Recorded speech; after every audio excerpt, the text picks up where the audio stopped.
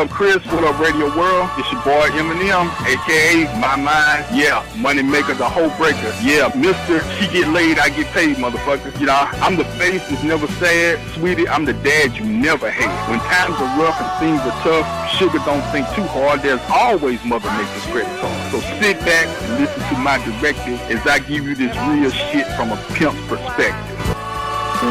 Give it to me, Daddy.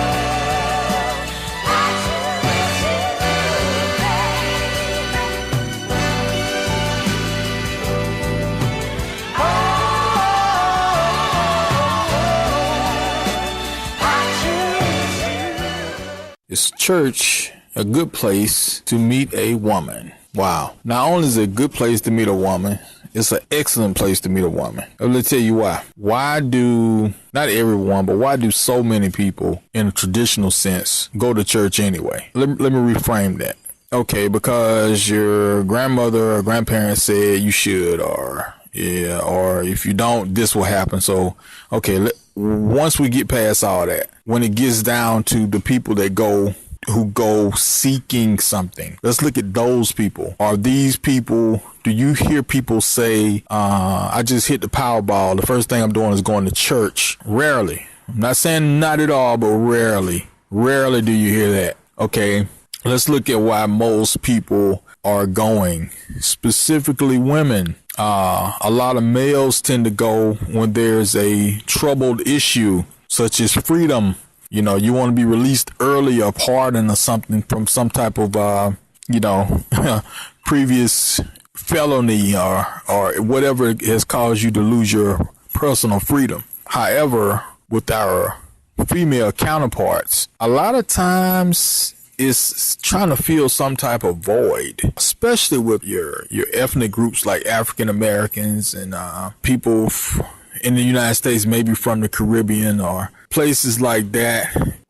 Women tend to view the church as a place to get temporary relief from the stresses of life.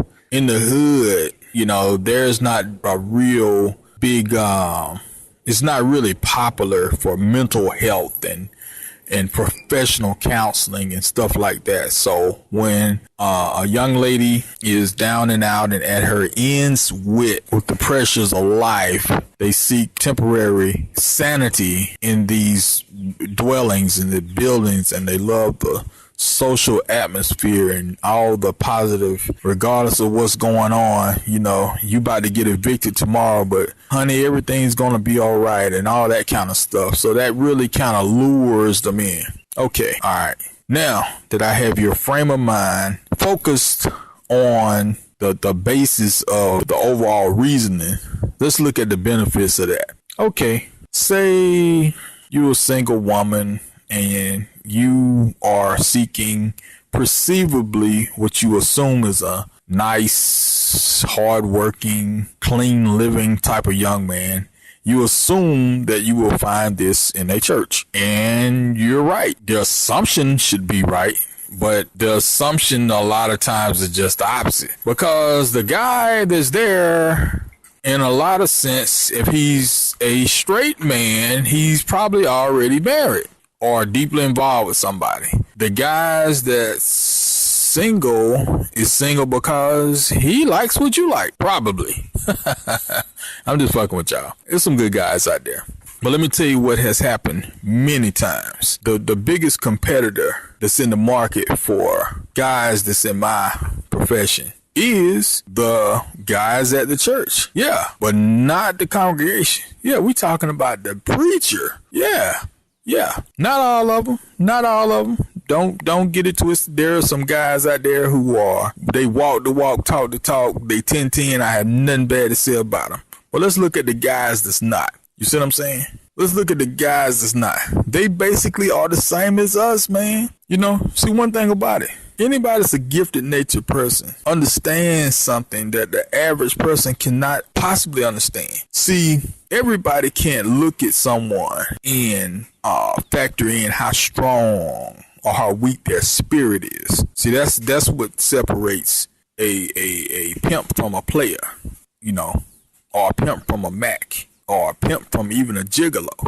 You know, all of us are ladies men.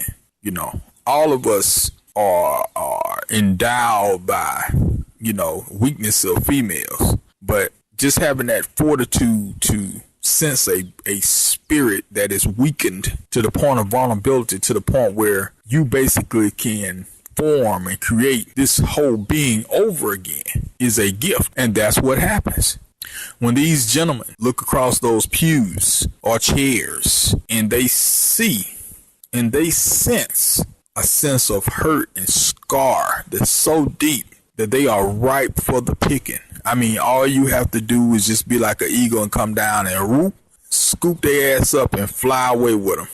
And they will be all yours. No questions, if and buts about it. Yeah, the slicksters. That's what I call them. Yeah. Our preacher that want to be a pimp is a slickster. He don't have the guts to step out and be in the life and take the penitent chances and the ills that society give you. He want to ride and straddle the fence. But I got to give him credit. Hell, he got gifts. He got the same gifts I got.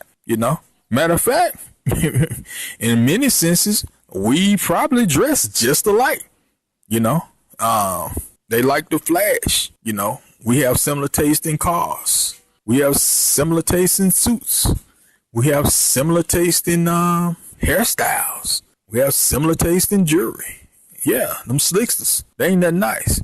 So, with that said, if you can gain anything, from this perspective, if you're a single man and you're a single straight man, but you're not a slickster and you're not trying to be a pimp, you're just trying to scoop up a lady that's open to hear some of the things you might be willing to say that you can offer her, that you might even decide to turn into a relationship, then I would strongly suggest that you go. But when you go, you have to develop your senses, brother. You have to develop your senses.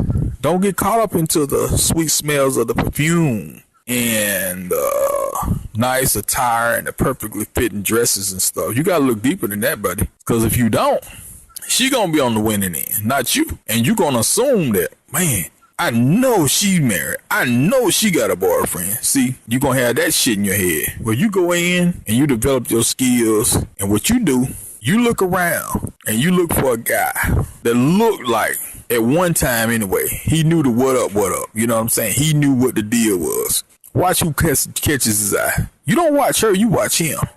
And whomever he's casting his eyes upon, then that's when you go in for the kill. So keep that in mind. Don't knock it till you try. All of us got to start somewhere. Like I say, I was taught and learned at a very early age, but you have to learn how to cue into certain things, and just going in by yourself, you're not going to know what the hell you're looking at. See what I'm saying? But once you observe and you understand who's who, when who's looking at somebody or looking at them in a certain way, once you discover who is, then that will lead you in the right direction. This upcoming Sunday is Easter. It's going to be packed with all kinds of beautiful women and fellows of all walks of life that you will not see no other time, and probably me, this Sunday. So single guys, single straight guys, go in, gaze the crowd, gaze the audience, and when you see that fella that looked like he probably at one time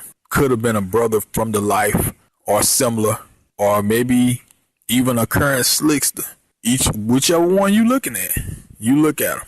See what they looking at. When you see what they looking at, when you recognize that, you got better chances. Then you go in for the kill. Introduce yourself. Just be yourself, bro. Spit that game. All right. Well, nobody eat too many eggs, and hopefully you will find what you're looking for. Ooh, yeah, Daddy.